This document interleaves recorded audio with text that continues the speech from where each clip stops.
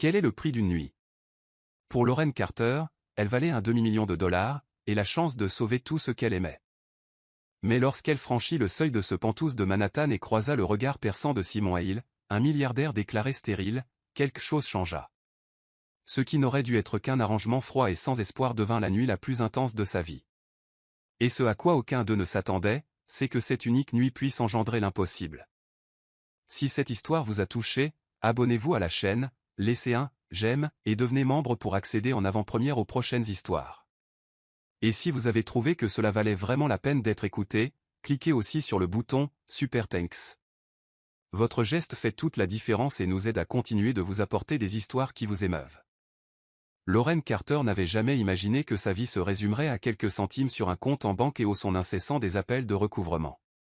Assise dans un café bon marché de Brooklyn, elle fixait la tasse de café froid devant elle, la seule chose qu'elle pouvait s'offrir ce jour-là. L'odeur de cannelle et de pain grillé flottait dans l'air, mais son estomac se nouait d'anxiété, pas de faim. Dehors, la pluie tambourinait contre les vitres embuées. Le mois d'octobre à New York était impitoyable. Le froid s'infiltrait jusqu'à ses os, et Lauren resserra son fin manteau autour de son corps, sentant le tissu usé sous ses doigts. À 26 ans, elle aurait dû construire sa carrière, vivre ses rêves. Au lieu de cela, elle se noyait, dette médicale, prêts étudiants. Et maintenant, les factures interminables du traitement expérimental de sa mère, le seul espoir contre un cancer rare que les médecins pouvaient à peine prononcer. Chaque jour qui passait était un jour de plus où Lauren échouait à sauver la seule personne qui comptait vraiment. Elle avait tout essayé. 2 emplois. 3, quand elle le pouvait. Elle avait vendu des meubles, des vêtements, même les bijoux de famille qui ne valaient presque rien. Mais ce n'était jamais assez. La pile de factures continuait de grandir, telle une avalanche silencieuse prête à l'ensevelir. Lauren? La voix de Jessica trancha le fil de ses pensées. Sa meilleure amie depuis l'université se glissa sur le siège en face d'elle. Ses yeux bleus la fixaient avec une intensité troublante. Jessica n'était pas du genre à mâcher ses mots, mais aujourd'hui, il y avait quelque chose de différent dans son expression. Quelque chose qui serra le cœur de Lauren. « Tu as une mine affreuse », dit Jessica sans tourner autour du pot. « Merci, c'est exactement ce que j'avais besoin d'entendre », répondit Lauren en forçant un sourire faible. Jessica ne lui rendit pas son sourire. Au lieu de cela, elle se pencha en avant, les mains jointes sur la table. « Je dois te parler de quelque chose, et tu dois m'écouter jusqu'au bout avant de juger. » Lauren sentit un frisson lui parcourir l'échine. « Jessica, si c'est pour me prêter de l'argent encore une fois, je ne peux pas. » « Ce n'est pas ça, » l'interrompit Jessica, la voix basse, presque un murmure. « C'est à propos d'une opportunité. » Le silence qui suivit fut lourd. Lauren pouvait entendre le bourdonnement de la machine à expresso, le murmure des conversations autour d'elle, le battement rythmé de la pluie. Mais rien de tout cela n'importait. Parce qu'il y avait quelque chose dans le regard de Jessica qui la laissait sans voix. « Quel genre d'opportunité » demanda Lauren avec méfiance. Jessica prit une profonde inspiration. « Tu connais Simon Hale ?» Lauren fronça les sourcils. « Le milliardaire de la tech ?» « Tout le monde le connaît. » « Pourquoi ? » « Parce qu'il cherche quelqu'un. Quelqu'un de spécifique. » Le cœur de Lauren commença à battre plus vite. « Spécifique comment ?» Jessica détourna le regard un instant, comme pour rassembler son courage. Lorsqu'elle croisa de nouveau ses yeux, on y lisait de la détermination. Il a besoin d'une femme pour passer une nuit avec lui. Une seule nuit. Légalement encadrée par un contrat. Tout documenté. Aucune obligation future. Et il est prêt à payer un demi-million de dollars. Le monde autour de Lauren sembla se figer. Les mots résonnaient dans son esprit, mais ils n'avaient aucun sens. Il ne pouvait pas en avoir. « C'est une blague ?» chuchota Lauren, la voix défaillante. « Non. » Jessica lui prit les mains à travers la table. « Je sais ce que ça a l'air d'être. Je sais. Mais écoute. Ce n'est pas un monstre. Il doit prouver au conseil d'administration de l'entreprise qu'il essaie d'avoir un héritier. Il y a une clause dans le testament de son père, s'il n'a pas d'enfant avant ses 40 ans, il perd le contrôle de la société. Il a 39 ans et il est stérile. » Lauren retira ses mains, le choc laissant place à la colère. « Alors il veut s'acheter une femme ? Moi? Ce n'est pas comme ça, insista Jessica. C'est un accord. Transparent. Respectueux. Tu passerais une nuit avec lui. Tu signerais des papiers disant que vous avez essayé. C'est tout. Et ensuite, tu aurais assez d'argent pour sauver ta mère, pour tout payer, pour recommencer à zéro. Les larmes brûlèrent les yeux de Lorraine. Elle détestait pleurer en public, mais elle ne pouvait pas les retenir. Jess. Tu me demandes de vendre mon corps. Je te demande de sauver ta mère, répondit Jessica, la voix ferme mais douce. Et de te sauver toi-même. Lorraine secoua la tête, l'esprit tourbillonnant. C'était insensé. C'était dégradant. C'était la seule issue. La vérité la frappa comme un coup de poing dans le ventre. Sans cet argent, sa mère allait mourir. Aussi simple que cela. Il n'y avait pas de miracle. Pas de héros venant la sauver. Il n'y avait qu'elle, cette proposition impensable, et un choix impossible. Comment es-tu au courant? Demanda Lorraine, la voix tremblante. Je travaille avec son avocate. Elle l'a mentionné discrètement. Et quand je l'ai su, j'ai pensé à toi. Tu as pensé à moi. Répéta Lorraine avec amertume. Pour ça? J'ai pensé à ta mère, à l'hôpital, aux factures, au désespoir dans tes yeux chaque fois qu'on se voit. Jessica pressa ses lèvres l'une contre l'autre. Tu es ma meilleure amie, Lorraine. S'il y avait un autre moyen, je ne serais pas là. Lorraine regarda par la fenêtre la pluie implacable. New York ne s'arrêtait jamais. Les gens se précipitaient dans tous les sens, se protégeant avec des parapluies, poursuivant leur vie. Et elle était sur le point de prendre la décision la plus folle de son existence. Est-ce qu'il sait qui je suis? Demanda Lorraine. Non. Il a laissé les détails à son avocate. Tout ce qu'il a demandé, c'est quelqu'un de vrai. Pas un mannequin, pas une mondaine. Quelqu'un avec de la substance. Lorraine faillit rire. Substance. Quel mot étrange pour décrire ce qu'il voulait vraiment. Combien de temps ai-je pour décider? Demanda-t-elle, la voix à peine audible. 48 heures. 2 jours. 2 jours pour décider si elle franchirait une ligne dont elle ne pourrait jamais revenir. 2 jours pour choisir entre sa dignité et la vie de sa mère. Mais au fond, Lorraine connaissait déjà la réponse. Parce que quand on aime quelqu'un assez fort, il n'y a aucune ligne qu'on ne franchirait pas. Aucun prix n'est trop élevé. Aucun sacrifice n'est trop grand.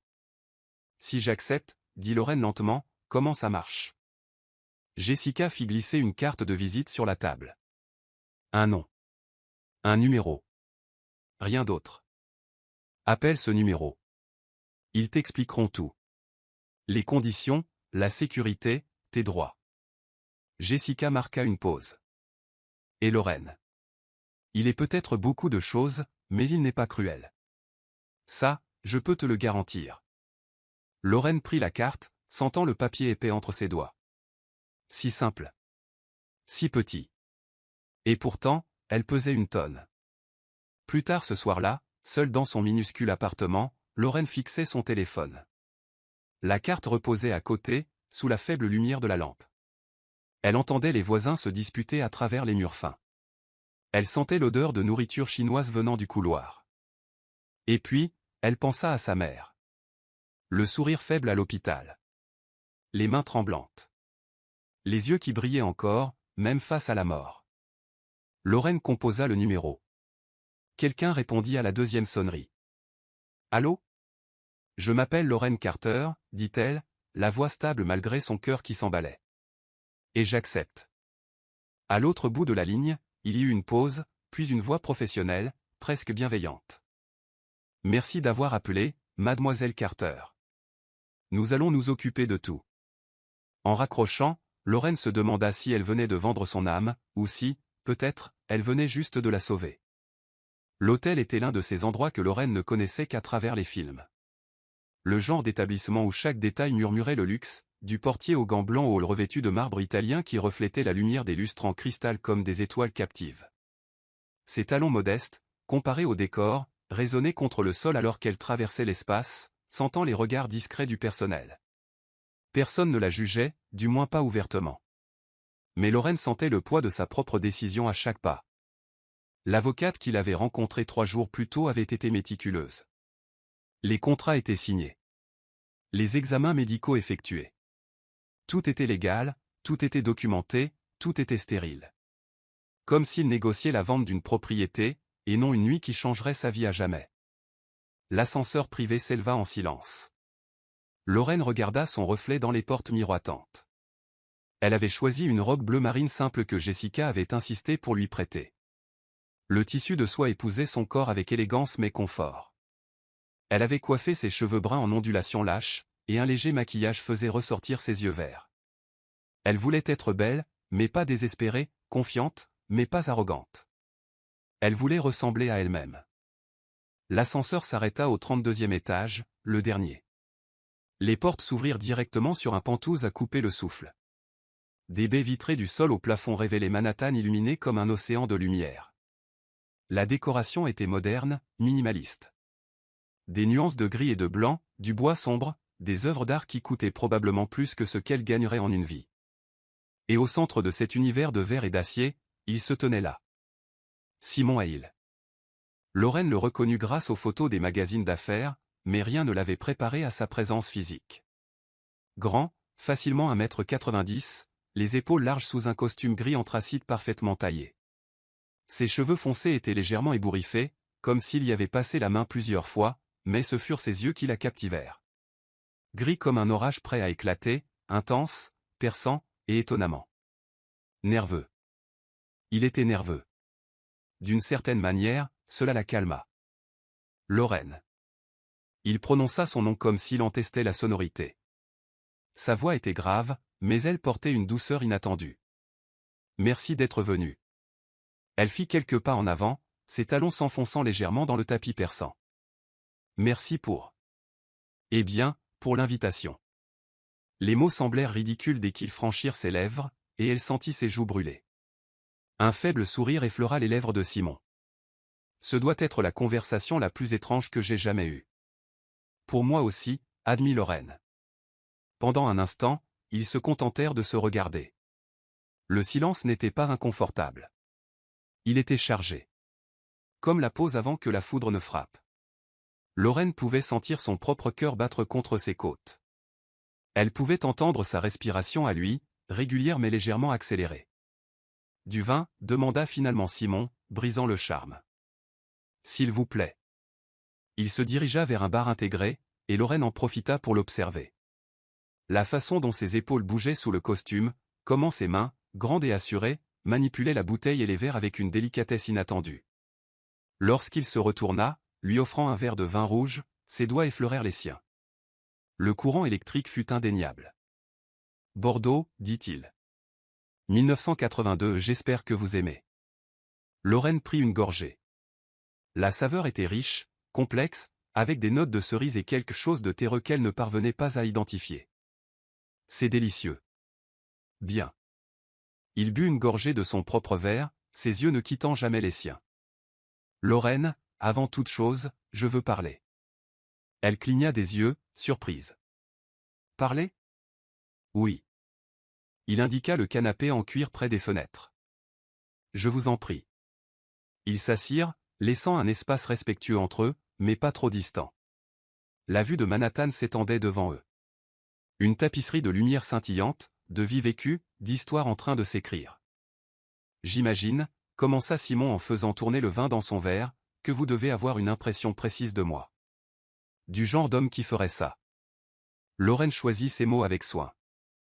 J'imagine que vous êtes un homme désespéré. Il la fixa, et quelque chose traversa son regard.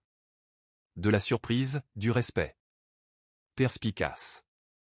Je suis ici aussi, n'est-ce pas, répondit Lorraine, sa propre vulnérabilité faisant surface. Le désespoir reconnaît le désespoir. Simon laissa échapper un long soupir, comme s'il portait un poids invisible depuis trop longtemps. Mon père a bâti un empire, et quand il est mort, il m'a tout laissé. À une condition. Je dois avoir un héritier avant mes 40 ans, ou tout va aux actionnaires. L'entreprise, l'héritage, tout. Et vous avez 39 ans, termina Lorraine. 39 ans et demi, corrigea Théil avec un sourire amer. Et je suis stérile. Du moins, C'est ce que tous les spécialistes m'ont dit ces 10 dernières années. Lorraine ressentit une pointe d'empathie. Alors pourquoi faire ça? Si vous savez que vous ne pouvez pas. Parce que je dois essayer. Sa voix était tendue. Je dois prouver au conseil que j'ai essayé, que j'ai fait tout ce qui était en mon pouvoir, même si c'est impossible. Elle comprit.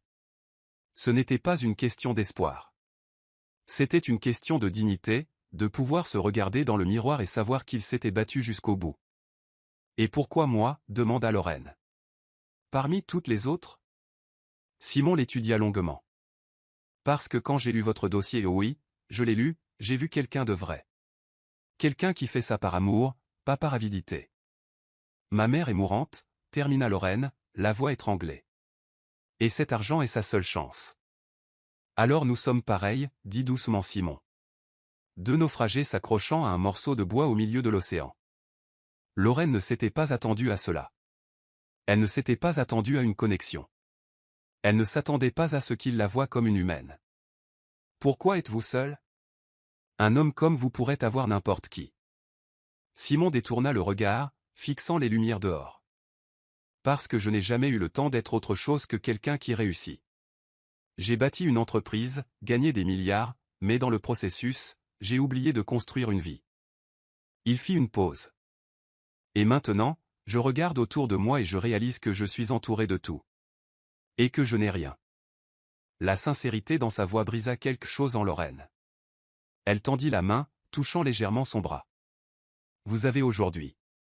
C'est quelque chose. Simon regarda la main posée sur son bras. Lentement, il la recouvrit de la sienne. Ses doigts étaient chauds, fermes. Vous êtes extraordinaire, vous le savez? Je ne le suis pas, chuchota Lorraine. J'essaie juste de survivre. C'est ce qui nous rend extraordinaires.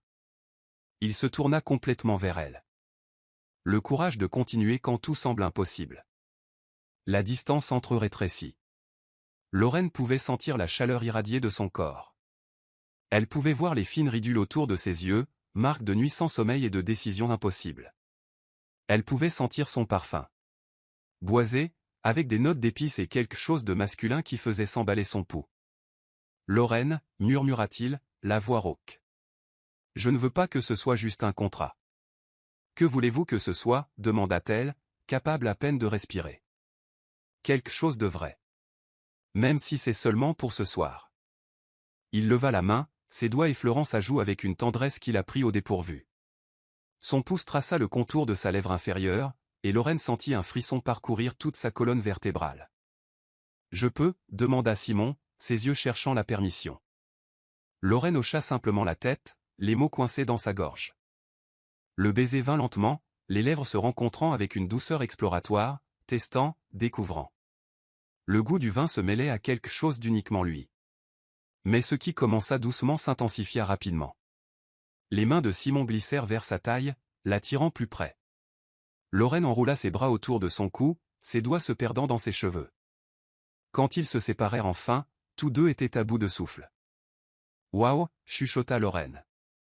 Oui, approuva Simon, un rire bas lui échappant.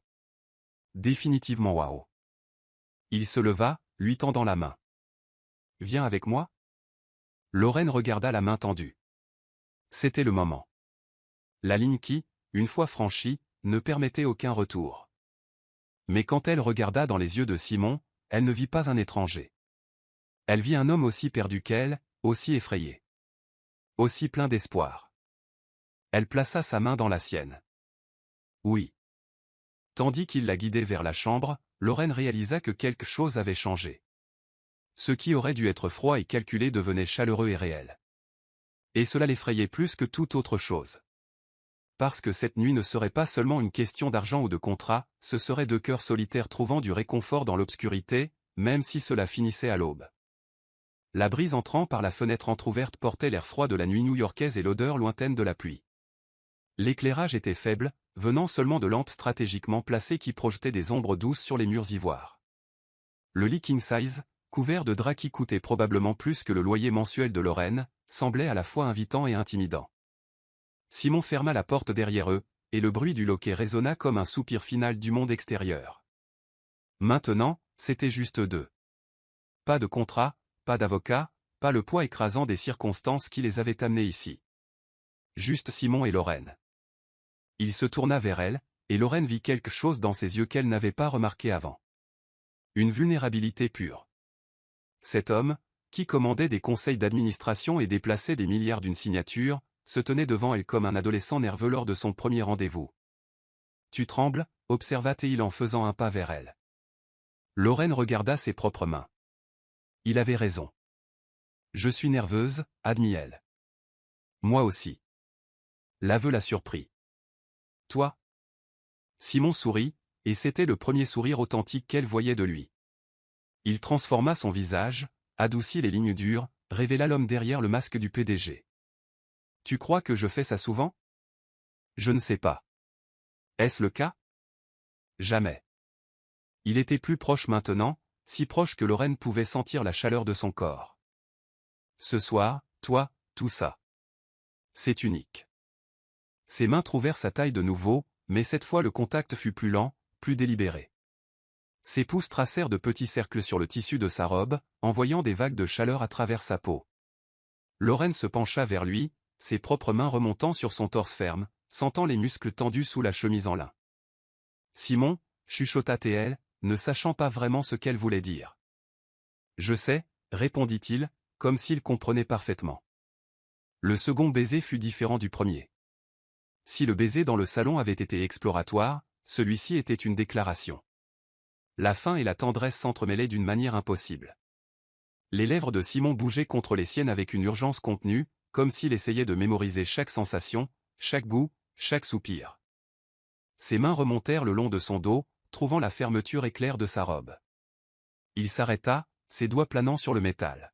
« Je peux ? » « Oui » souffla Lorraine contre sa bouche. La fermeture éclair descendit lentement, le son presque obscènement fort dans le silence de la chambre. Lorraine sentit l'air frais toucher sa peau exposée, la faisant frissonner. La robe glissa de ses épaules, tombant dans une mare de soie à ses pieds. Simon recula, ses yeux parcourant chaque centimètre d'elle. Lorraine portait une lingerie simple, rien d'élaboré ou de calculé, mais la façon dont il la regardait lui donnait l'impression d'être la femme la plus désirable au monde. « Tu es magnifique, dit-il, la voix rauque. Tu n'es pas obligé de. » « Je ne le dis pas parce que je suis obligé, » l'interrompit-il, ses yeux fixés sur les siens. « Je le dis parce que c'est vrai. » Lorraine sentit les larmes brûler, mais pas de tristesse. C'était quelque chose de plus profond, de plus confus. Personne ne l'avait jamais regardée comme ça avant. Comme si elle comptait. Comme si elle était précieuse. D'une main tremblante, elle commença à déboutonner sa chemise. Chaque bouton était une petite révélation, une peau bronzée, des muscles définis, une petite cicatrice juste sous ses côtes. Quand la chemise tomba enfin, Lorraine pressa ses paumes contre son torse, sentant son cœur battre vite sous sa main. « Ton cœur s'emballe » observa-t-elle. « C'est ta faute. » Il la souleva sans effort, et Lorraine enroula ses jambes autour de sa taille instinctivement. Ses lèvres trouvèrent son cou, embrassant, mordillant légèrement, traçant un chemin de feu de sa mâchoire à son épaule. Lorraine renversa la tête en arrière, un gémissement bas s'échappant de ses lèvres. Simon la déposa doucement sur le lit, son corps couvrant le sien. Son poids était réconfortant, pas oppressant. Lorraine pouvait sentir chaque muscle, chaque centimètre de lui pressé contre elle. Ses doigts explorèrent son dos, sentant la peau chaude, les muscles se contractant sous son toucher. « Lorraine » murmura-t-il contre sa peau, son souffle chaud dans son oreille. « Dis-moi si tu veux arrêter à tout moment. » Elle croisa son regard, y voyant la sincérité. « Je ne veux pas arrêter. »« Tu es sûr ? » ?»« Absolument. » Ce qui suivit fut une danse de découverte. Chaque contact était intentionnel, chaque baiser chargé de sens. Simon la vénérait avec ses mains, ses lèvres, son corps entier. Il n'y avait pas de précipitation, pas d'urgence impersonnelle. C'était lent, sensuel, profondément intime. Quand ils s'unirent enfin, Lorraine sentit quelque chose se briser en elle, pas douloureusement, mais comme un barrage cédant enfin, libérant des émotions qu'elle avait gardées enfermées trop longtemps. Les yeux de Simon ne quittèrent jamais les siens, créant une connexion qui allait au-delà du physique. « Ça va ?» chuchota Simon, marquant une pause. « C'est parfait » répondit-elle, ses mains caressant son visage. « continu. Ils bougèrent ensemble, trouvant un rythme qui semblait naturel, comme si leur corps avait toujours su comment s'emboîter. Ses doigts s'entrelacèrent aux siens, pressant ses mains contre les draps au-dessus de sa tête. Lorraine cambra le dos, perdue dans les sensations qui la consumaient. Simon enfouit son visage dans son cou, des grognements sourds vibrant contre sa peau. Dieu, Lorraine. Je sais, halta-t-elle, je le sens aussi. La tension en elle monta, vague après vague de plaisir s'intensifiant jusqu'à ce qu'elle éclate enfin. Lorraine cria son nom, ses doigts s'enfonçant dans son dos alors que son corps tremblait. Quelques instants plus tard, Simon la suivit, son corps se tendant avant de se détendre complètement contre le sien. Le silence qui suivit n'était pas vide, il était plein. Rempli de respirations saccadées, de battements de cœur se calmant progressivement, de la sensation de peau contre peau. Simon roula sur le côté, l'attirant dans ses bras. Lorraine se blottit contre son torse, écoutant son cœur battre encore fort. Ses doigts tracèrent des motifs paresseux sur son épaule nue, envoyant des frissons agréables dans tout son corps. « Ça va » demanda-t-il pour la 3e fois cette nuit-là. Lorraine sourit contre sa peau. « Mieux que ça. » Lorraine. Il hésita, comme s'il cherchait les bons mots. « Ce soir. Tu es plus que ce à quoi je m'attendais. Plus que ce que je méritais ?» Elle leva la tête, regardant dans ses yeux. « Pourquoi ? Parce que tu as payé. » Non, il caressa son visage. « Parce que j'étais un homme vide jusqu'à ce que tu franchisses cette porte. » Les mots la frappèrent comme la foudre. Lorraine pouvait en voir la vérité dans la façon dont il la tenait, comme si elle était quelque chose de précieux qui pouvait se briser. Simon, c'était censé être juste une nuit. Je sais. Il la serra plus fort. Mais est-ce que tu restes avec moi? Juste jusqu'à l'aube? Lorraine aurait dû dire non, aurait dû garder les limites claires, protéger son cœur.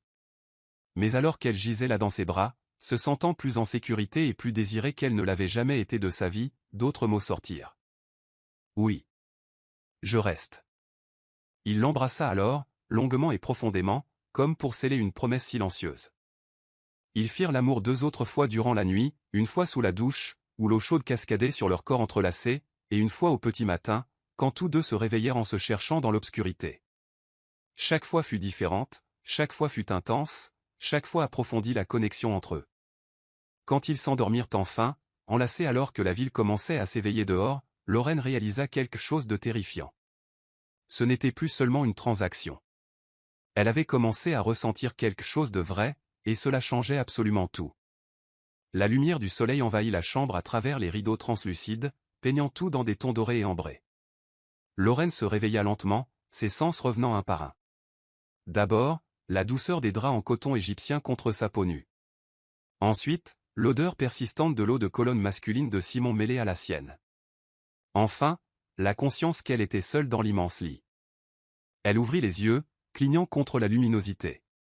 Le côté de Simon était vide, mais l'oreiller portait encore l'empreinte de sa tête, et quand Lorraine tendit la main, le tissu était encore chaud. Il n'était pas parti depuis longtemps. Un mélange de soulagement et de déception la submergea. Une partie d'elle avait craint de se réveiller et de trouver de l'argent sur la table de nuit. Un mot froid la remerciant pour ses services. Mais il n'y avait rien de tout cela. Juste la chambre calme, les souvenirs de la veille gravés dans chaque muscle endolori de son corps, et le bruit lointain de mouvements venant d'une autre partie du Penthouse. Lorraine s'assit, tirant le drap autour de son corps. À travers les immenses fenêtres, Manhattan s'étendait comme un géant qui s'éveille. Les bâtiments reflétaient la lumière du matin, le trafic commençait déjà à s'épaissir, de minuscules personnes se précipitant vers leurs vies ordinaires. Elle se demanda combien d'entre elles avaient passé une nuit qui changerait tout. La porte de la chambre s'ouvrit doucement, et Simon entra, portant 2 tasses fumantes. Il ne portait qu'un pantalon de survêtement gris, son torse nu révélant chaque ligne définie que les mains de Lorraine avaient explorée durant la nuit. Ses cheveux étaient en désordre d'une manière qui lui donnait envie d'y passer ses doigts à nouveau. « Bonjour », dit-il, et il y avait quelque chose dans sa voix, une tendresse hésitante qui fit bondir le cœur de Lorraine. « Bonjour », répondit-elle, soudainement consciente de son apparence. Cheveux ébouriffés, maquillage taché, ne portant rien d'autre qu'un drap. Mais Simon la regardait comme si elle était la plus belle vision au monde. « Café » offrit-il, s'approchant et tendant l'une des tasses. « J'espère que tu l'aimes fort. » J'aurais dû demander tes préférences hier, mais tu étais occupé par d'autres choses, termina Lorraine en acceptant la tasse. Leurs doigts se frôlèrent, et le courant électrique était toujours là. Un sourire joua sur ses lèvres. Définitivement occupé. Le café était parfait, corsé mais onctueux avec une touche de crème. Lorraine prit une gorgée, sentant la chaleur se répandre dans sa poitrine. Simon s'assit au bord du lit, maintenant une distance respectueuse mais assez proche pour que leurs genoux se touchent presque. Le silence qui s'installa aurait dû être gênant. Il aurait dû être chargé de regrets, de honte, de la dure réalité de la situation s'imposant entre eux. Mais ce n'était pas le cas. C'était confortable, comme deux vieux amis partageant le matin. « Je ne veux pas que tu partes », dit soudain Simon, brisant le silence. « Pas encore. » Lorraine le fixa, surprise. Le contrat était pour une nuit. Je sais ce que disait le contrat.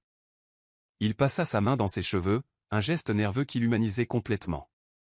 Mais je ne m'attendais pas à ça. À toi. À quoi tu t'attendais? Simon marqua une pause, choisissant ses mots avec soin. Je m'attendais à ce que ce soit mécanique, clinique, deux personnes remplissant des obligations. Il la regarda, et l'intensité dans ses yeux gris était écrasante. Je ne m'attendais pas à rire. Je ne m'attendais pas à parler jusqu'à 3 heures du matin de nos livres préférés et de souvenirs d'enfance. Je ne m'attendais pas à me sentir vivant. Lorraine sentit les larmes brûler mais les retint. Simon, tu sais que je dois partir. Ma mère, l'hôpital. L'argent est déjà sur ton compte, l'interrompit-il doucement. Le virement a été fait à 6 heures ce matin, comme convenu. Donc ce n'est plus une question de contrat. C'est à propos de nous. Nous, répéta Lorraine, testant le mot. Y a-t-il un nous? Je ne sais pas. Il posa sa tasse et prit sa main libre. Mais j'aimerais le découvrir. Son contact envoya des vagues de chaleur le long du bras de Lorraine. Elle regarda leurs doigts entrelacés, les siens grands et forts, les siens plus petits mais pas fragiles. Ils s'emboîtaient parfaitement. Tu semblais si seul hier soir, dit doucement Lorraine, faisant écho à ses propres mots de la veille. Je l'étais. Jusqu'à toi, répondit Simon, répétant lui aussi ce qu'il avait dit. Mais cette fois, il y avait plus de poids dans les mots. Plus de vérité. Lorraine posa sa tasse sur la table de nuit et se tourna complètement vers lui. Le drap glissa légèrement, mais elle s'en fichait. Il n'y avait plus rien à cacher entre eux. Qu'est-ce que tu veux, Simon? Vraiment? Il la fixa longuement. Je veux prendre le petit déjeuner avec toi. Je veux entendre ton rire à nouveau. Je veux savoir pourquoi tu as une petite cicatrice sur le genou gauche. Et ce qui te fait pleurer à part ta mère. Il caressa son visage. Je veux du temps. Juste. Du temps. Du temps pourquoi? Pour savoir si ce que j'ai ressenti la nuit dernière était réel ou juste une illusion née du désespoir. L'honnêteté brutale de la réponse la désarma. Lorraine aurait pu être offensée, mais au lieu de cela, elle se sentit reconnaissante, car elle se posait exactement la même question. « Et si c'est juste du désespoir » demanda-t-elle. « Alors au moins, nous saurons. » Simon sourit tristement. « Mais et si ce n'est pas le cas ?» Le « et si » plana entre eux, chargé de possibilités impossibles. « Je ne peux pas être ta maîtresse » dit Lorraine fermement. « Je ne serai pas la femme que tu caches pendant que tu vis ta vie publique. Je ne demande pas ça. » Il leva sa main, embrassant ses jointures. « Je demande des rendez-vous, des dîners, des conversations. Une chance d'apprendre à se connaître sans contrat, sans argent, sans attente au-delà du simple fait d'être. » Lorraine voulait dire non. Voulait protéger son cœur, qui était déjà dangereusement impliqué.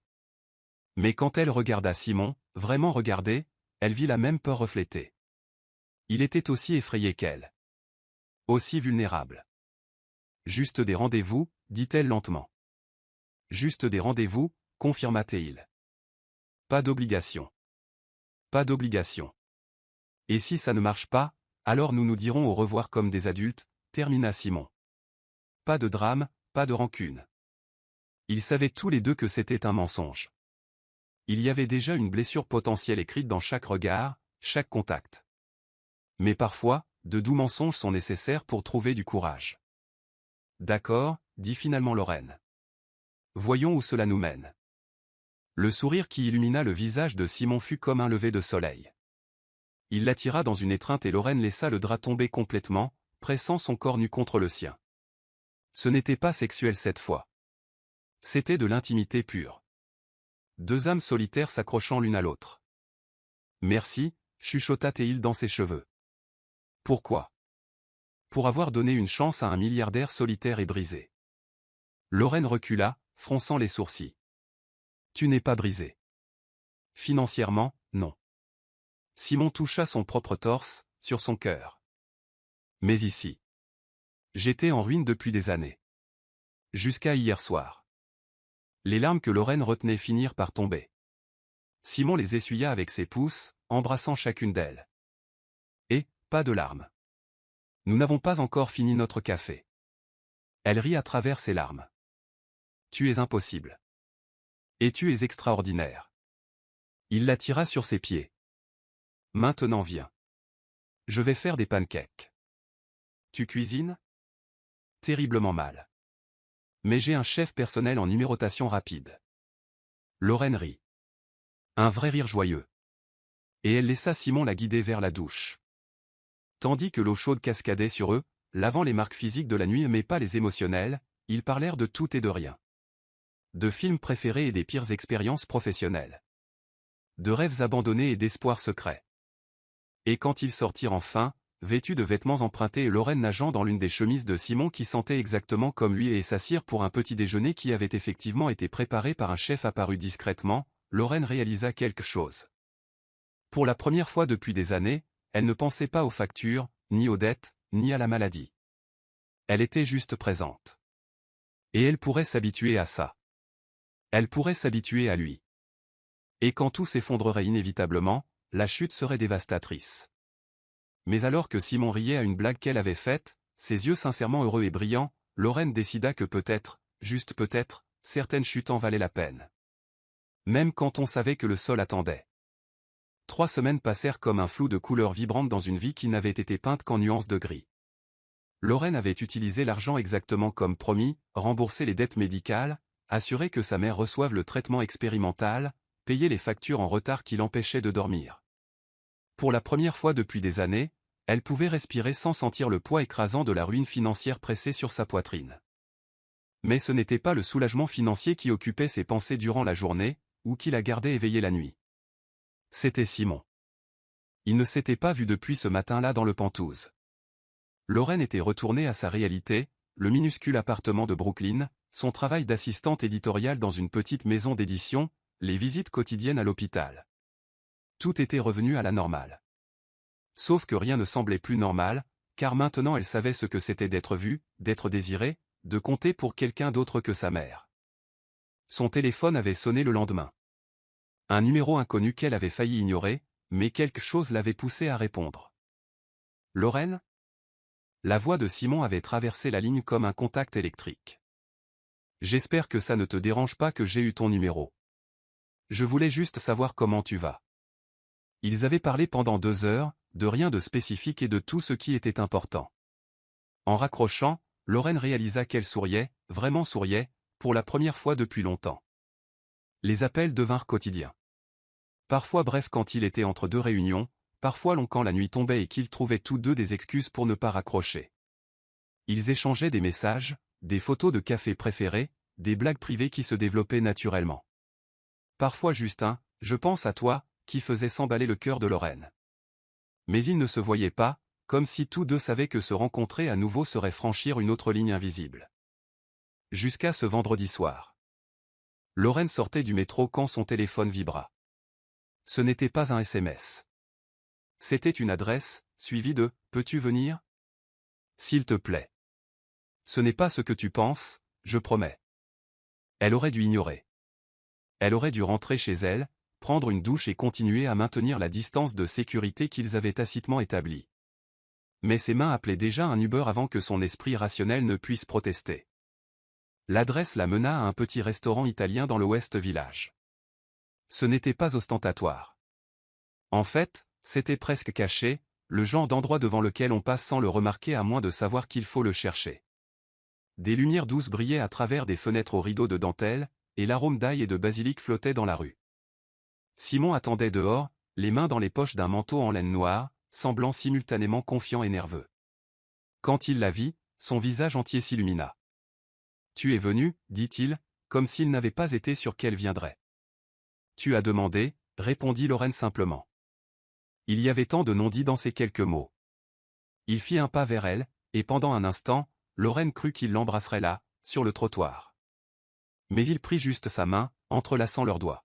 « Merci. » Le restaurant était intime.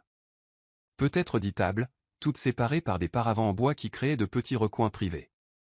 Le propriétaire, un Italien aux cheveux gris nommé Giuseppe, salua Simon comme un vieil ami et les conduisit à une table dans le coin le plus éloigné. « Ton endroit secret ?» demanda Lorraine quand ils furent seuls. Simon sourit.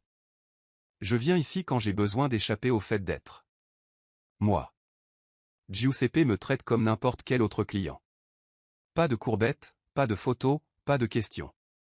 Ça doit être épuisant, observa Lorraine. D'être Simon et il tout le temps. Épuisant. Il tint sa main à travers la table. Mais quand je suis avec toi, je peux juste être Simon. La sincérité dans sa voix la désarma. La méfiance disparut. Pourquoi m'as-tu appelé ici, Simon demanda Lorraine quand ils furent de nouveau seuls. Il fit tourner son verre de vin, regardant le liquide rubis comme s'il pouvait y trouver des réponses. Parce que ces 3 semaines ont été une torture. Pour moi aussi. Ses yeux rencontrèrent les siens. Alors pourquoi on fait ça? Pourquoi on prétend qu'on peut garder nos distances? Parce que c'est plus sûr, admit Lorraine. Parce que si on se rapproche et que ça ne marche pas, ça fera un mal de chien. Je sais, finit Simon. Crois-moi, j'y ai pensé chaque nuit quand je n'arrive pas à dormir. Parce que je me souviens de ce que ça fait de te tenir dans mes bras. L'air entre eux devint électrique. Lorraine pouvait sentir son pouls battre dans sa gorge. Simon. Laisse-moi finir. Il serra sa main. J'ai passé les 15 dernières années à bâtir un empire. J'ai pris des risques calculés, fait des mouvements stratégiques, jamais laissé les émotions dicter des décisions d'affaires. Il fit une pause. Mais tu n'es pas une affaire, Lorraine.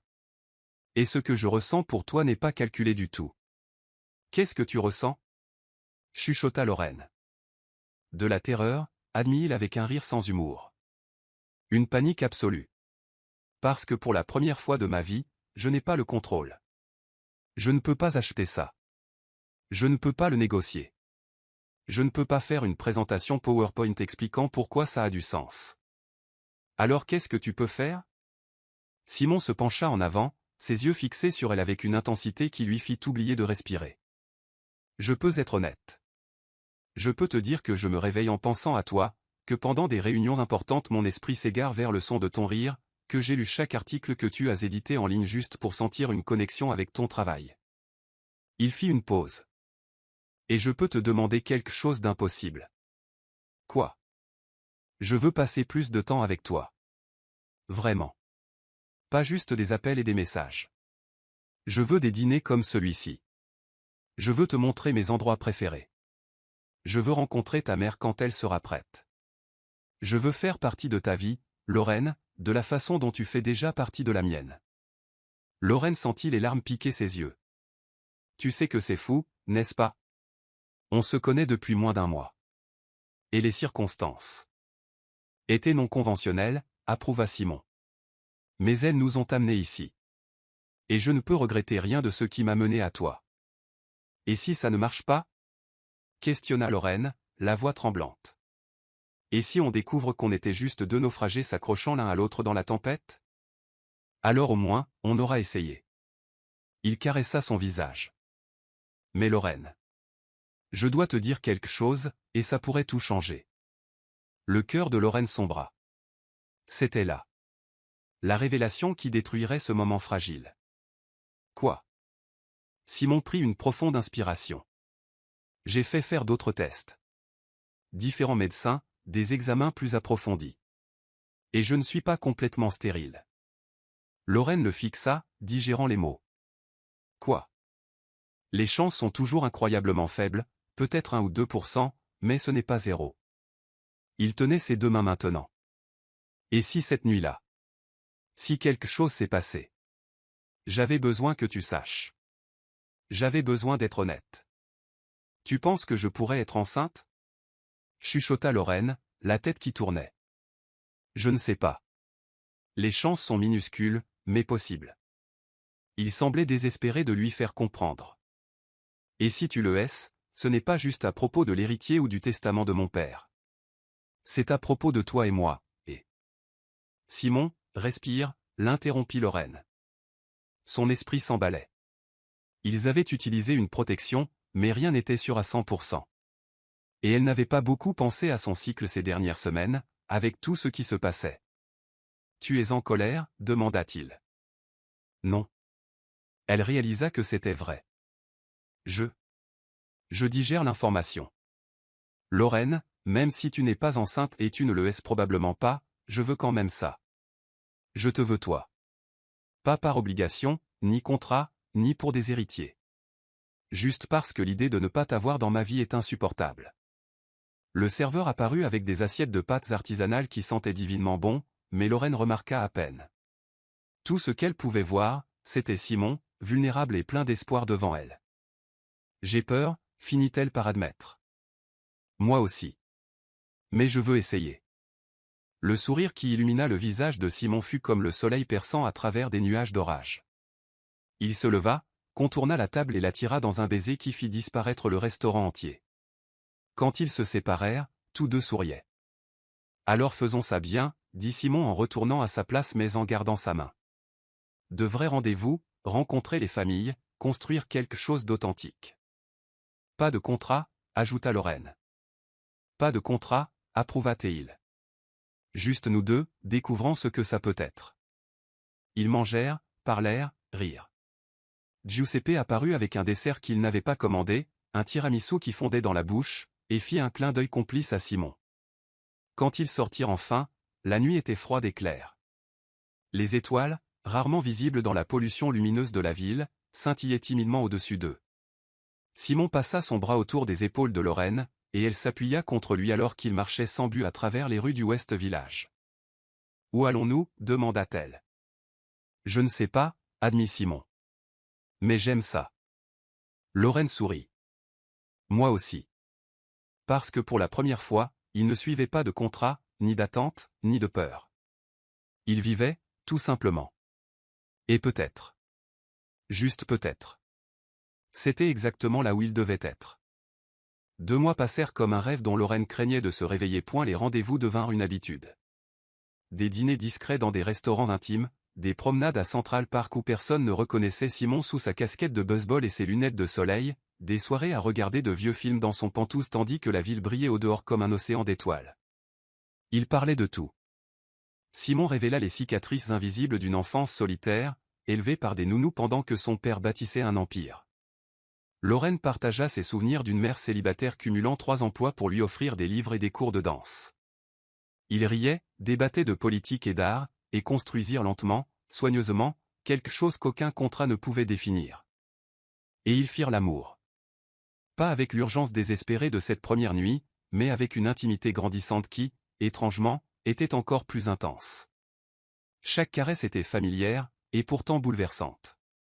Chaque baiser approfondissait le lien entre eux. L'état de la mère de Lorraine s'était considérablement amélioré grâce au traitement. La première fois que Simon lui rendit visite à l'hôpital, vêtu d'un simple jean et d'une chemise, tenant des fleurs achetées au marché et non chez un fleuriste hors de prix, Lorraine vit des larmes dans les yeux de sa mère. « Alors, c'est vous l'homme qui a ramené ma fille à la vie » avait dit Maria Carter, la voix faible mais pleine de chaleur. Simon avait pris sa main fragile. « En réalité, Madame Carter, c'est votre fille qui m'a ramené à la vie. » À cet instant, Lorraine sut qu'elle était perdue, complètement et irrévocablement amoureuse. Mais ce fut lors d'un mardi ordinaire, alors qu'elle était assise dans son box à la maison d'édition, relisant un manuscrit, que son monde bascula. Les nausées avaient commencé une semaine plus tôt. Légère au début, juste un inconfort matinal qu'elle attribuait au café fort qu'elle buvait pour compenser ses nuits tardives avec Simon. Mais cela empira. L'odeur du bacon à la cafétéria de l'entreprise l'envoya courir aux toilettes. Le parfum d'une collègue déclencha une nouvelle vague de nausées, et c'est alors que la réalisation la frappa comme la foudre. Elle avait du retard. 3 semaines de retard. Lorraine resta figée sur sa chaise, le manuscrit oublié devant elle. Son cœur battait si fort qu'elle l'entendait résonner dans ses oreilles. C'était impossible. Les chances étaient infimes. 1 ou 2%, avait dit Simon. Mais ce n'était pas zéro. Elle quitta le travail plus tôt, prétextant une migraine, et alla directement dans une pharmacie à 3 rues de son appartement, là où personne ne la connaîtrait. Elle acheta 3 tests différents, les mains tremblant si fort qu'elle faillit laisser tomber son portefeuille en payant. De retour chez elle, Lorraine s'enferma dans sa petite salle de bain. La lumière fluorescente au-dessus du miroir clignotait de façon agaçante. Elle entendait la circulation dehors, l'aboiement lointain d'un chien. La vie quotidienne continuait normalement, alors que la sienne changeait potentiellement à jamais. 3 minutes n'avaient jamais paru aussi longues. Lorraine regarda les lignes apparaître sur les 3 tests, l'une après l'autre, annonçant toute la même chose impossible, enceinte. Elle glissa sur le sol froid de la salle de bain, les tests toujours dans ses mains tremblantes. Les larmes commencèrent à couler. Elle ne savait pas si c'était de peur, de joie ou de pure panique, probablement un mélange confus des 3. Comment était-ce possible? 1 ou 2%, cette fraction infime de chance.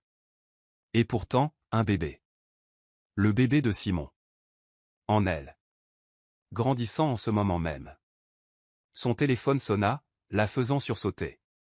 Le nom de Simon s'illumina sur l'écran. Il appelait chaque après-midi vers cette heure-là, juste pour entendre sa voix entre 2 réunions.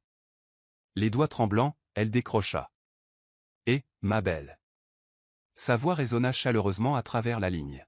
« Comment s'est passée ta journée ?» Lorraine ouvrit la bouche, mais aucun son ne sortit. Comment pouvait-elle dire ça? Comment transformer l'impossible en mots? « Lorraine, tu es là. »« Je suis là », réussit-elle finalement à dire, sa voix lui semblant étrangère. Quelque chose ne va pas. Ce n'était pas une question.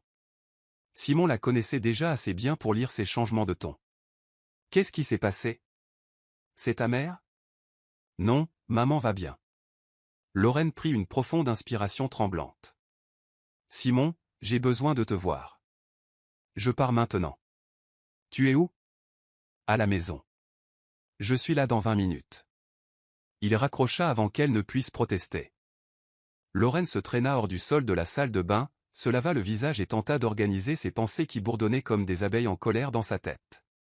Comment allait-elle le dire? Devait-elle lui montrer les tests? Le laisser voir le mot enceinte sur le plastique blanc. Simon arriva en 15 minutes, légèrement essoufflé après avoir monté les 4 étages en courant. Lorsque Lorraine ouvrit la porte, il l'examina de la tête aux pieds, cherchant des signes de blessure. « Qu'est-ce qui s'est passé ?» demanda-t-il, ses mains encadrant son visage. Lorraine le tira à l'intérieur, ferma la porte et le guida vers le petit canapé qui occupait la majeure partie de son modeste salon. Ils s'assirent, genou contre genou, et elle prit ses 2 mains dans les siennes. Simon, commença-t-elle, puis elle s'arrêta. Comme il n'y avait pas de mots parfaits, elle le dit simplement, « Je suis enceinte ». Le silence qui suivit fut absolu.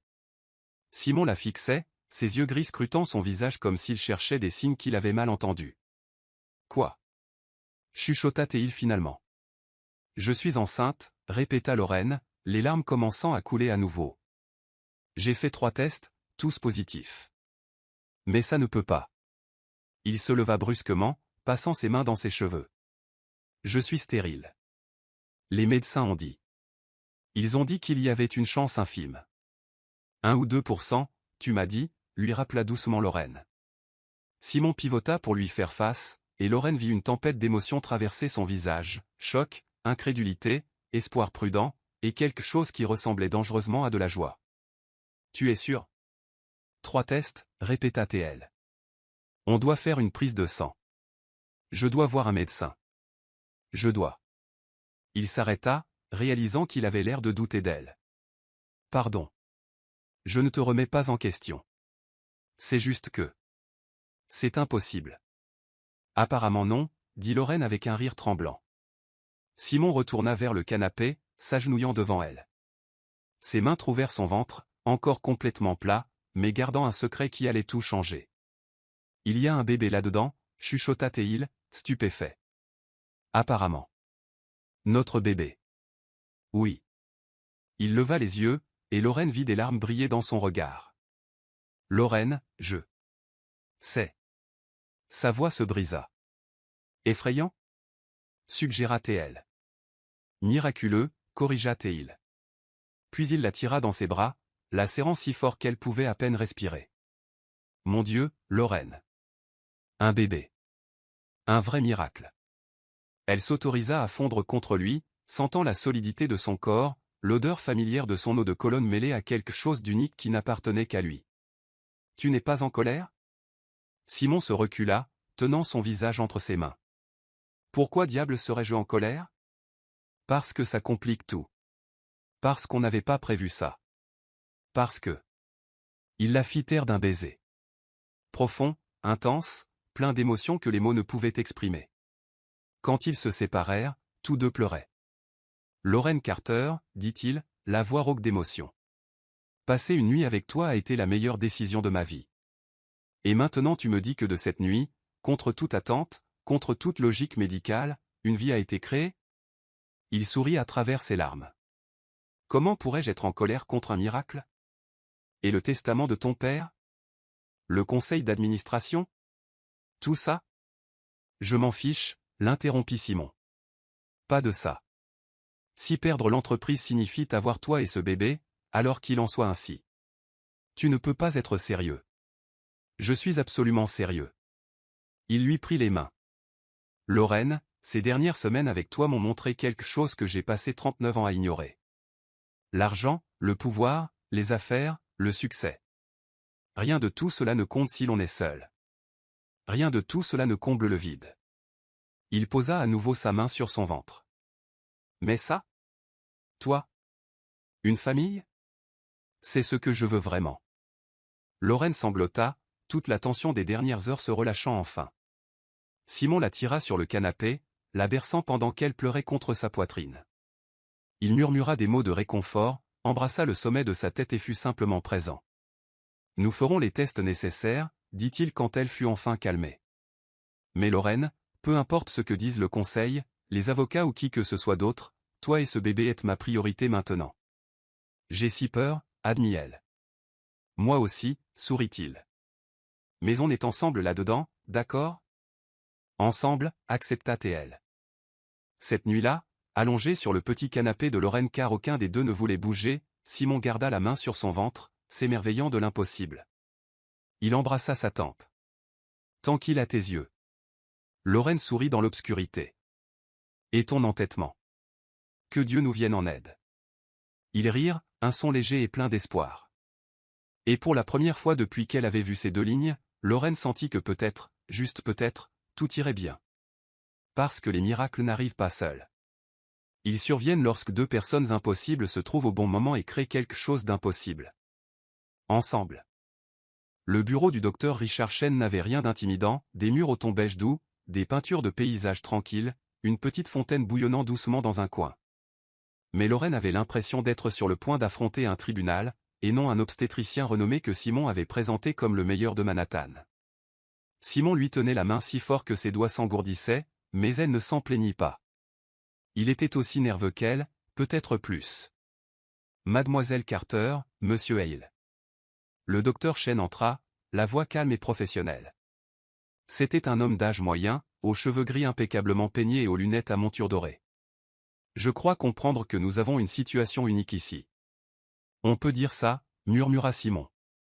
L'échographie confirma ce que les tests avaient révélé, 5 semaines et 3 jours. Un petit point pulsant sur l'écran granuleux que le docteur Chen pointa avec une fierté clinique. Voilà le battement de cœur, dit-il. Lorraine fixa l'écran, les larmes brouillant sa vue. C'était réel. Ce n'était pas une erreur des tests de pharmacie ou de son imagination. Il y avait une vie en elle, minuscule, mais indéniablement présente. Simon ne dit rien.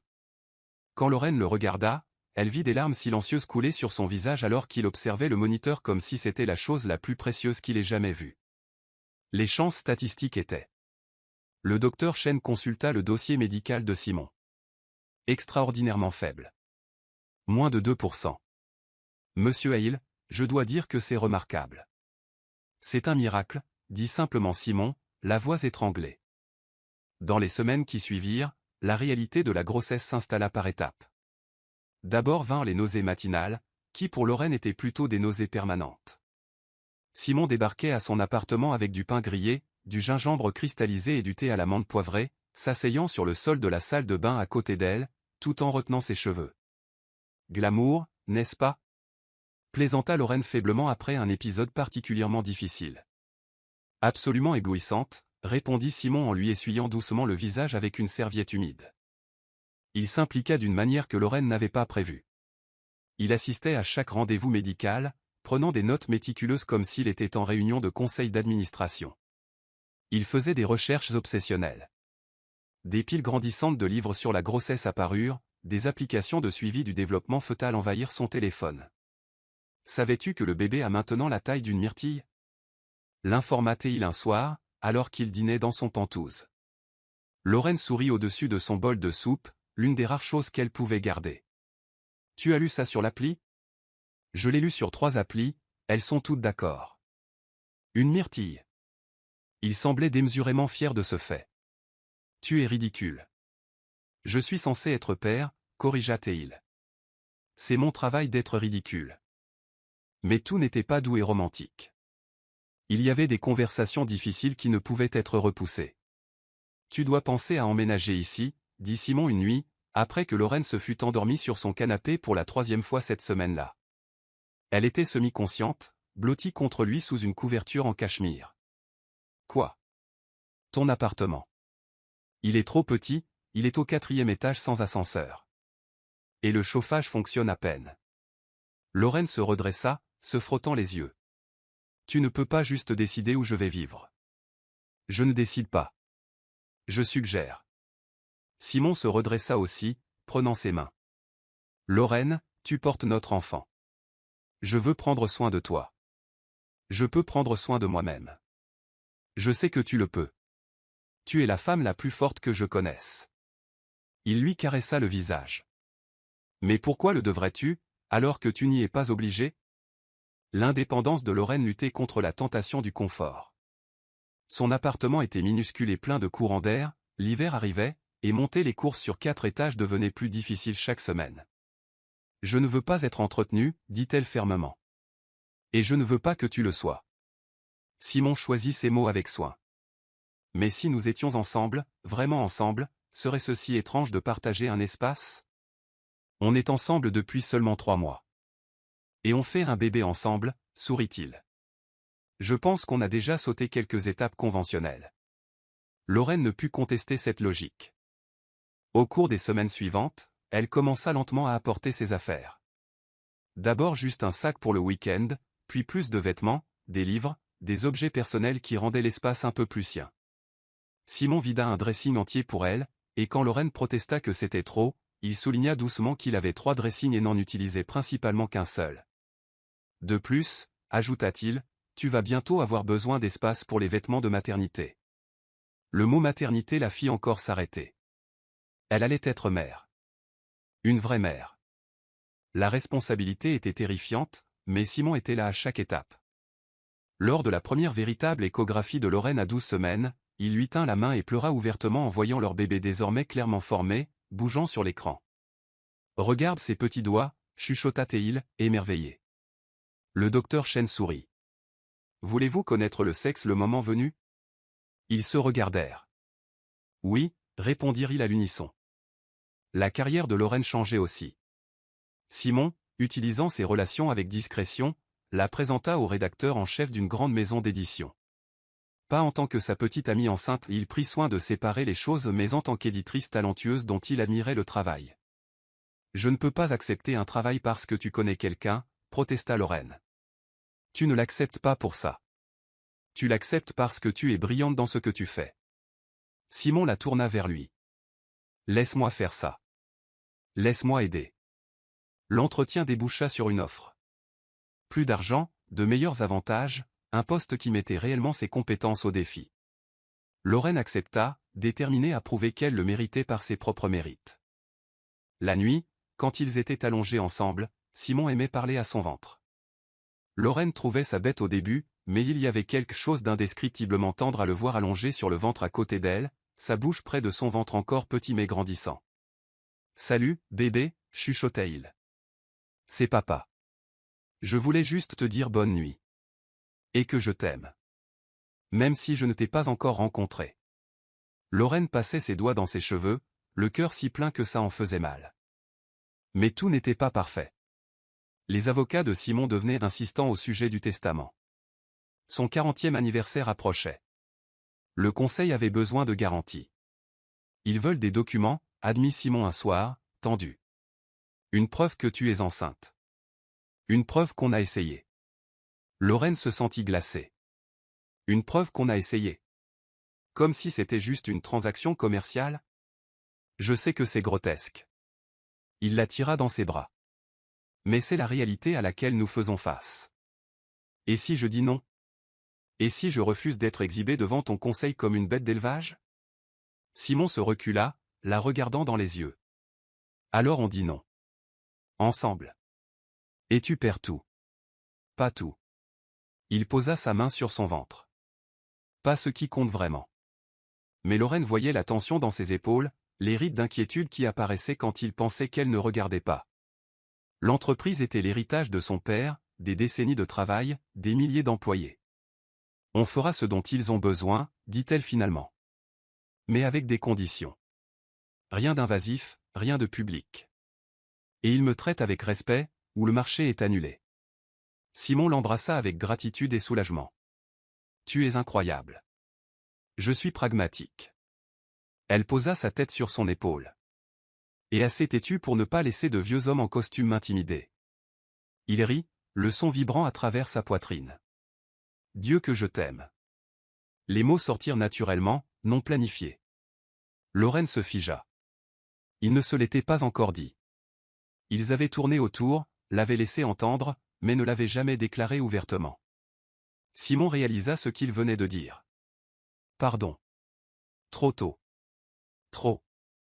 Je t'aime aussi, l'interrompit Lorraine, les mots sortant dans un soupir de soulagement. Le baiser qui suivit fut différent de tous les précédents. Ce n'était pas de la luxure, bien qu'il y eût du désir. Ce n'était pas du réconfort, bien qu'il y eût de la tendresse. C'était une promesse, un engagement, la certitude que peu importe ce qui arriverait, ils l'affronteraient ensemble. Cette nuit-là, ils firent l'amour lentement, soigneusement, conscients de la vie qui grandissait entre eux. Simon la touchait comme si elle était fragile et précieuse, embrassant chaque centimètre de peau, murmurant des mots d'adoration. Et après, enlacée alors que Manhattan dormait dehors, Lorraine réalisa quelque chose, elle était entrée dans son pantouse des mois plus tôt par désespoir, mais elle resterait par amour.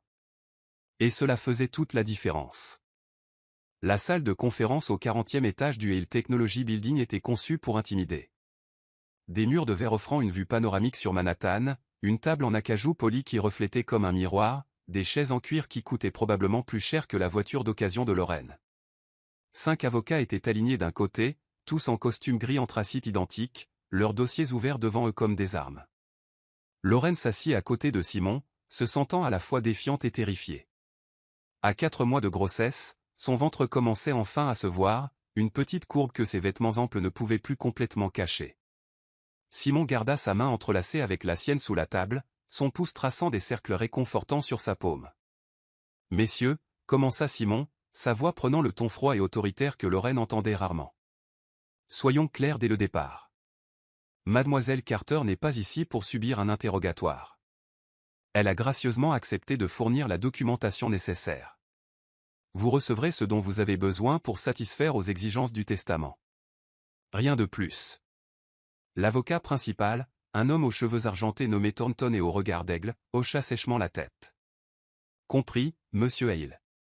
Nous avons simplement besoin d'une confirmation médicale de la grossesse, de la date prévue d'accouchement et d'une vérification de paternité. Lorraine sentit Simon se tendre à côté d'elle. Test de paternité? C'est la procédure standard, monsieur Hale, étant donné la nature unique de la situation. La nature unique étant que vous m'avez tous dit que j'étais stérile. La voix de Simon était dangereusement basse. Et maintenant qu'un miracle s'est produit, vous voulez le remettre en question? Personne ne remet rien en question, répondit Thornton calmement. Mais le conseil a besoin d'une certitude absolue avant de. Je ferai le test, l'interrompit Lorraine, la voix ferme malgré le nœud dans son estomac. Tous les regards se tournèrent vers elle. Si c'est ce qui élimine tout doute, je le ferai. Simon la regarda, le conflit évident sur son visage. Lorraine, tu n'es pas obligée. Je sais que je ne suis pas obligé. Mais je le veux. Elle fixa Thornton directement. Parce que quand le test confirmera que Simon est le père, je veux que chaque personne dans cette pièce sache qu'elle a douté de quelque chose de précieux. Un silence tendu plana dans l'air. Thornton eut la décence de paraître légèrement mal à l'aise.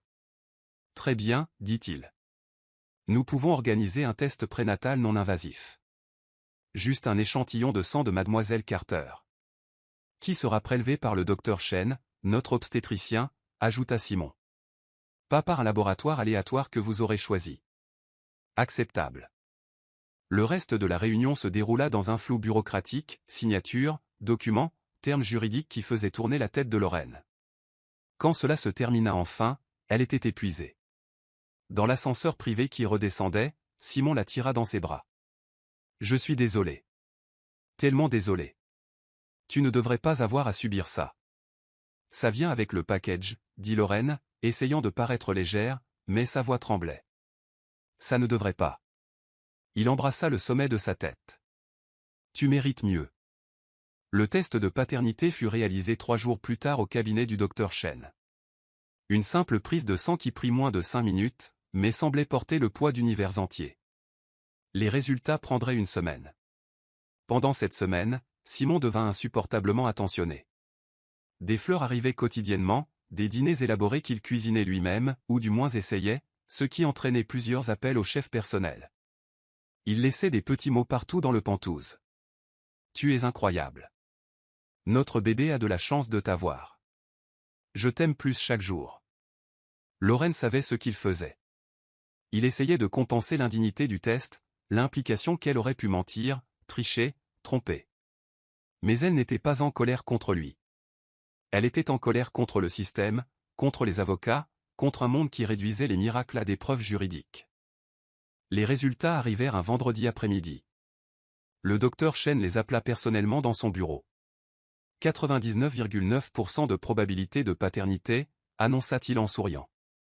Monsieur Hale, sans aucun doute, vous êtes le père. Simon ne dit rien. Il serra simplement Lorraine dans une étreinte étroite, ses épaules tremblant d'une émotion silencieuse. Je savais, chuchota-t-il contre ses cheveux. Mais Dieu que c'est bon d'en être certain. Ce soir-là, de retour aux Pantouzes, Simon était agité. Il prépara le dîner et des pâtes au pesto qui s'avérèrent comestibles mais toucha à peine à son assiette. Lorraine le regarda pousser ses spaghettis, clairement perdu dans ses pensées. « Qu'est-ce qui se passe dans cette tête » demanda-t-elle enfin. Simon leva les yeux, comme sortant d'une transe. « Je pense au futur. » Futur joyeux ou futur effrayant? Les deux. Il posa sa fourchette. « Lorraine, je dois te demander quelque chose, et je veux que tu sois complètement honnête avec moi. » Son cœur s'accéléra. « D'accord. Es-tu heureuse? Ici? Avec moi? Avec tout ça? » Oui, répondit-elle sans hésitation. Je suis heureuse. Pourquoi? Simon se leva et commença à faire les 100 pas dans la pièce. Parce que les avocats m'ont rappelé quelque chose aujourd'hui. Le testament de mon père n'exige pas seulement un héritier. Il exige un héritier légitime. Lorraine se sentit glacée. Légitime. Comme né dans le mariage? Simon s'arrêta face à elle.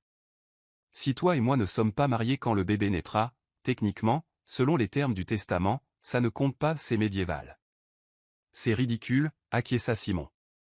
Mais c'est la réalité juridique à laquelle nous sommes confrontés. Lorraine posa sa main protectrice sur son ventre. Alors qu'est-ce que tu dis?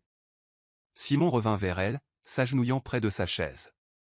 Je dis qu'on pourrait se marier. Pour des raisons pratiques.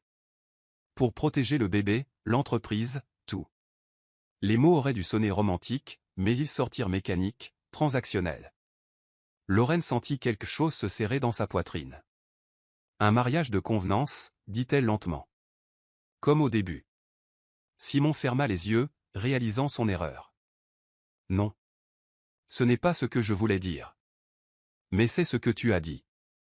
Lorraine. Il lui prit les mains. Attends. Laisse-moi faire ça bien. Il se leva, quitta la pièce rapidement et revint quelques instants plus tard avec une petite boîte en velours. Le cœur de Lorraine s'arrêta. Ça, dit Simon en ouvrant la boîte pour révéler une bague à couper le souffle, un diamant solitaire monté sur platine, simple mais absolument éblouissant, je l'ai acheté il y a 3 semaines. J'attendais le moment parfait. Et puis tout ce gâchis juridique est arrivé, et j'ai tout gâché en m'inquiétant des testaments et des avocats. Il s'agenouilla de nouveau, tenant cette fois la boîte de ses mains légèrement tremblantes. Lorraine Carter, je ne te demande pas ça à cause de l'entreprise, du conseil ou de toute raison pratique. Ses yeux rencontrèrent les siens, intenses et vulnérables. Je te le demande parce que je t'aime. Parce que je me réveille chaque jour reconnaissant que tu sois dans ma vie. Parce que tu m'as fait me sentir vivant à nouveau alors que je ne faisais qu'exister. Des larmes commencèrent à couler sur le visage de Lorraine.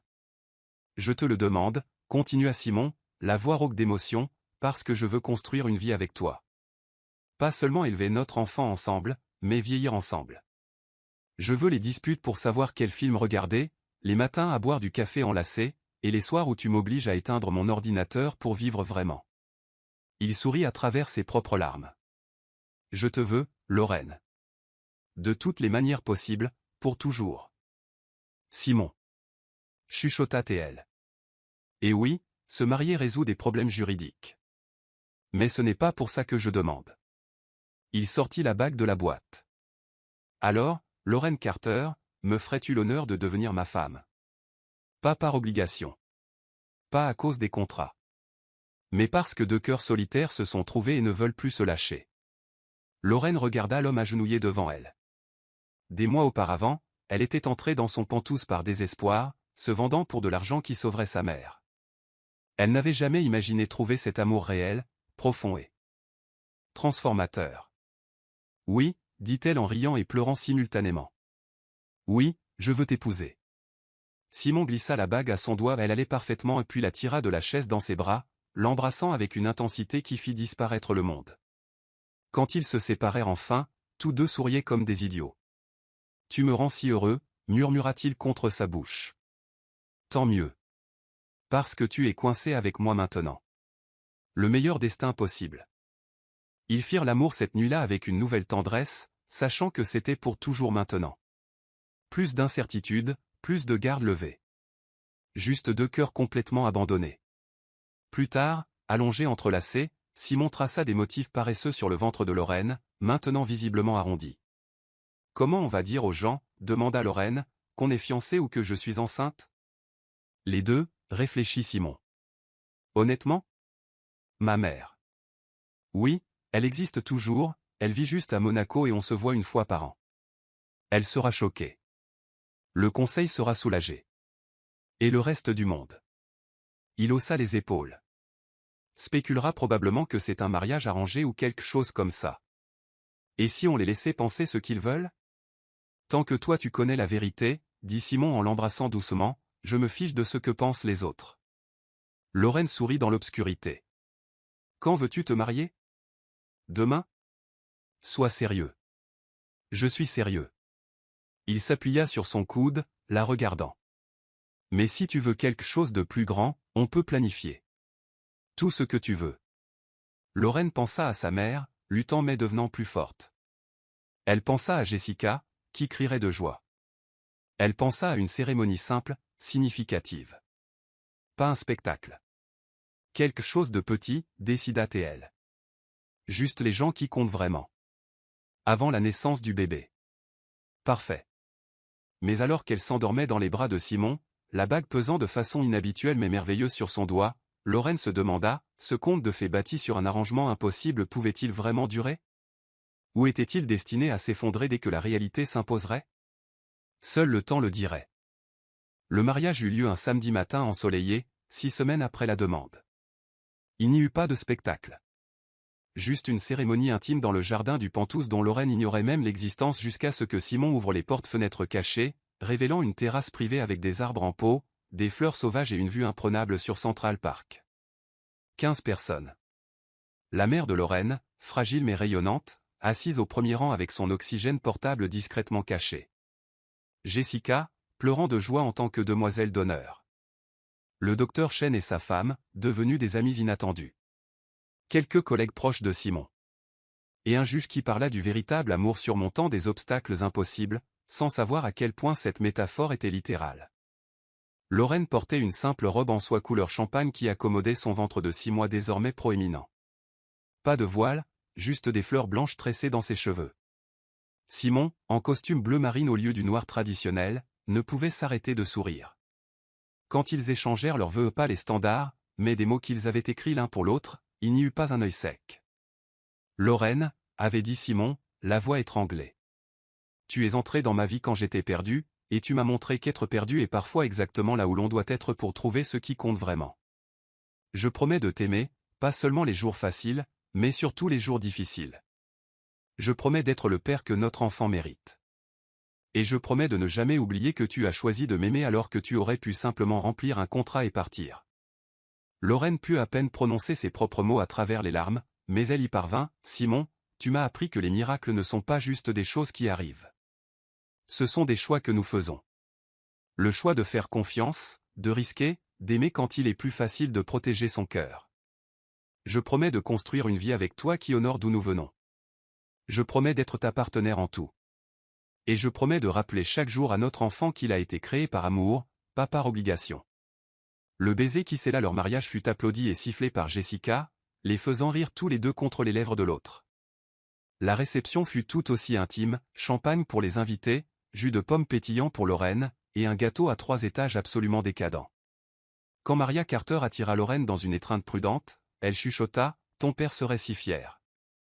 Tu as trouvé un homme bien, chérie. » Je sais, maman. Je sais. Les 3 mois suivants passèrent dans une préparation frénétique. La chambre du bébé fut installée dans ce qui avait été un bureau rarement utilisé. Mur peint en jaune doux, un berceau en bois de cerisier que Simon assembla personnellement, avec seulement 3 appels frustrés à l'assistance technique, un fauteuil à bascule où Lorraine passait des heures à imaginer bercer son enfant. Ils ne connaissaient pas le sexe, ils avaient décidé d'attendre la surprise mais ils avaient choisi 2 prénoms. Eleanor, si c'était une fille, en l'honneur de la grand-mère de Simon. Gabriel, si c'était un garçon, parce que Lorraine avait toujours aimé ce prénom et sa force douce. À mesure que la date approchait, Simon devint de plus en plus protecteur. Il travaillait de la maison dès que possible, réorganisant les réunions du conseil pour ne jamais manquer un rendez-vous prénatal. Il préparait obsessionnellement des repas équilibrés basés sur des recherches nutritionnelles qu'il faisait tard le soir. Tu sais que les gens ont des bébés depuis des millénaires sans quinoa bio, n'est-ce pas? Le taquina Lorraine un soir alors qu'il présentait un autre plat méticuleusement planifié. Ces gens ne portaient pas mon miracle, répondit-il en embrassant son ventre. Lorraine était à 38 semaines quand les contractions commencèrent. C'était un mardi banal, 3 heures de l'après-midi. Elle était sur le canapé en train de lire des manuscrits quand elle le sentit. Pas exactement une douleur, mais un resserrement profond qui la fit s'arrêter. Simon, appela-t-elle. Il apparut instantanément du bureau, les yeux évaluant immédiatement la situation. Quoi? Qu'est-ce qu'il y a? Je crois que... Je ne suis pas sûr. Une autre contraction. Plus forte cette fois. Lorraine halta, sa main volant vers son ventre. D'accord, dit Simon, passant immédiatement en mode action. Je vais chercher le sac pour l'hôpital. Tu respires. On chronomètre les intervalles. Où est mon téléphone? Je dois appeler le docteur Chen. Simon. Lorraine attrapa sa main. Toi, respire. Il s'arrêta, réalisant qu'il hyperventilait. Il sourit nerveusement. C'est vrai. Calme. Je suis totalement calme. Tu es une catastrophe. Totalement. Mais quand une autre contraction frappa, définitive cette fois, impossible à ignorer, la terreur et l'excitation dans ses yeux reflétaient exactement ce que ressentait Lorraine. Ça arrivait. Vraiment. Le bébé arrivait. L'hôpital fut un flou de lumière fluorescente, de couloirs blancs stériles et d'infirmières efficaces qui déplaçaient Lorraine vers une salle d'accouchement comme si elle était en verre. Simon ne lâcha jamais sa main, même quand il dut enfiler une tenue d'hôpital par-dessus son costume à $3000. Tu as l'air ridicule, réussit à dire Lorraine entre 2 contractions. Je suis une vision, acquiesça-t-il, ajustant la charlotte chirurgicale bleue qui aplatissait ses cheveux d'une manière hilarante. Les contractions s'intensifièrent. Des heures passèrent. Lorraine perdit la notion du temps exact. Il n'y avait que des vagues de douleur. La main de Simon tenant la sienne. Sa voix constante à son oreille. Tu te débrouilles si bien, mon amour. Si bien. Je te déteste de me faire subir ça, grognatait-elle pendant une contraction particulièrement brutale. Totalement juste. Déteste-moi tant que tu veux. 1% de chance. Tu avais dit 1%. Je sais, je sais. Je suis nul en statistiques. Même le docteur Chen riait en se préparant pour l'accouchement. Et puis, après 12 heures de travail qui semblèrent simultanément une éternité et un instant, vint l'envie finale de pousser. Tu peux le faire, Lorraine. Simon parlait, des larmes coulant sur son visage alors qu'il lui tenait la main et soutenait son dos. Je suis là. Je ne vais nulle part. Tu peux le faire. Je t'aime, sanglota-t-elle, épuisée au-delà de tout ce qu'elle avait jamais ressenti. Je t'aime plus. Maintenant, amène-nous notre bébé. Une dernière poussée, un cri venu des profondeurs de l'âme de Lorraine. Et puis, le pleur le plus beau qu'elle ait jamais entendu. C'est un garçon, annonça le docteur Chen en soulevant un petit bébé rose et parfaitement formé. Lorraine retomba sur les oreillers, épuisée et extatique. Simon resta figé, fixant son fils comme s'il n'arrivait pas à croire que c'était réel. « Voulez-vous couper le cordon, papa ?» proposa une infirmière. Les mains de Simon tremblaient tellement qu'il lui fallut 2 essais, mais il y parvint. Et quand ils placèrent le bébé à Gabriel, son fils, son miracle dans les bras de Lorraine, Simon craqua. Il pleura, des sanglots profonds et incontrôlés qui secouaient tout son corps alors qu'il était assis à côté du lit d'hôpital, regardant sa femme tenir son fils. Simon, chuchota Lorraine en lui tendant la main. Il s'approcha, touchant la joue minuscule de Gabriel d'un doigt tremblant. Il est parfait. Il est à nous. Gabriel avait les yeux gris de Simon et une touffe de cheveux noirs, 10 petits doigts parfaits, 10 petits orteils parfaits, 3,4 kg de pur miracle. Salut, Gabriel, chuchota Simon, la voix brisée. Je suis ton papa. Et je ne sais même pas par où commencer pour te dire à quel point je t'aime. Lorraine regarda l'homme qu'elle avait rencontré via un arrangement impossible tenir le fils qui biologiquement ne devrait pas exister, et réalisa que chaque choix difficile, chaque moment de doute, chaque larme versée. Tout avait mené à ceci. À ce moment parfait. À cette famille impossible. Cet amour qui transcendait la logique, les statistiques et les contrats. Tu veux le tenir ? Proposa Lorraine. Simon eut l'air terrifié. Et si je le fais tomber ? Tu ne le feras pas. Avec un soin infini, Lorraine transféra Gabriel dans les bras de Simon. Il tint son fils contre sa poitrine, paraissant à la fois confiant et absolument terrifié. « Salut, mon fils, murmura-t-il. Bienvenue au monde. Ta mère est la femme la plus extraordinaire que tu connaîtras jamais. Et je vais passer chaque jour de ma vie à essayer d'être le père que tu mérites. » Gabriel agrippa le doigt de Simon avec sa main minuscule, et ce fut fini. Simon était perdu. Complètement, irrévocablement amoureux. Lorraine prit une photo mentale, Simon dans sa tenue d'hôpital ridicule, les cheveux en désordre, les yeux rouges d'avoir pleuré, tenant son nouveau-né comme la chose la plus précieuse de l'univers. Parce qu'il l'était. Parce que ce petit garçon représentait tout ce qui n'aurait jamais dû arriver mais qui était arrivé. Miracle, amour, famille. Et alors que la nuit tombait sur New York au dehors, à l'intérieur de cette chambre d'hôpital, 3 personnes maintenant une famille commençaient leur voyage ensemble. Contre toute attente. Malgré toute logique. Grâce à l'amour qu'ils avaient choisi de se donner. 6 mois passèrent comme un tourbillon de nuits blanches, d'innombrables couches et de moments de pure magie qui rendaient tout cela digne d'être vécu. Gabriel et il était un bébé étonnamment calme, sauf à 3 heures du matin, quand il décidait qu'il était temps de parler longuement de rien en particulier dans une langue que lui seul comprenait. Lorraine avait appris à fonctionner avec des fragments de sommeil. Simon, étonnamment, se révéla être un père incroyablement dévoué.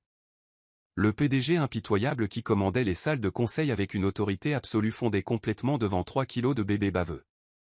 Il changeait les couches sans se plaindre, berçait Gabriel pendant des heures quand le bébé était difficile, et chantait des berceuses terriblement fausses qui, étrangement, fonctionnaient toujours.